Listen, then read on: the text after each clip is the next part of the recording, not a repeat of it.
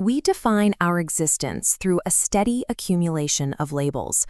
We identify as professionals, family members, and citizens, carrying these societal roles as the primary evidence of who we are. It is a standard reflex to look in a mirror and assume the physical body is the totality of the self.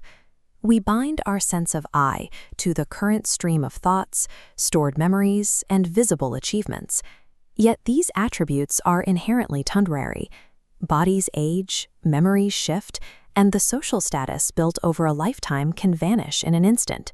When every title is removed and every physical attribute changes, a specific problem remains. Who is the observer that experiences these losses? Our common definitions of identity are fragile and fleeting. Locating a permanent self requires us to look past these external constructions. Thousands of years before the development of modern psychology, thinkers in the forests of ancient India were already dismantling the mechanics of the ego. Previous investigations tracked the fabric of reality and the nature of death. This journey requires a different trajectory. To find the core of human identity, we have to stop looking at the world and turn entirely inward. This is a solitary expedition into the mind, guided by the ancient texts that first mapped this internal terrain.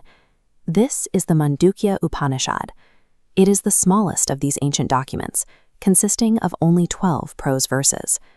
Despite its brevity, this specific text provides the structural basis for the entire Vedanta philosophy. We must distinguish these 12 original verses from the historical layers that followed. Centuries later, the teacher Gaudapada wrote an influential expansion called the Karika. This was followed by the definitive commentary of Adi Shankaracharya, which further separated the original text from later scholarly interpretations. The Mandukya presents a singular proposition.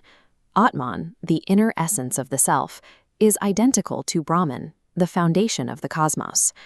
This ancient text provides a framework for understanding the entire universe through the study of the observer. The Upanishadic sages approached consciousness with the rigor of early scientists, recording the raw mechanics of human awareness. Their writings demand empirical investigation rather than belief, asking the reader to test these claims through direct self-inquiry. They used a specific, rigorous investigative method called neti-neti, which translates directly to the practice of saying, not this, not this. This functions as a system of strict subtraction. It rules out the body, the changing thoughts, and the ego as being the permanent self. The true self is the silent observer that remains after every possessible layer of identity has been removed. Consciousness exists as the underlying reality that reveals itself only when all external masks and labels are stripped away.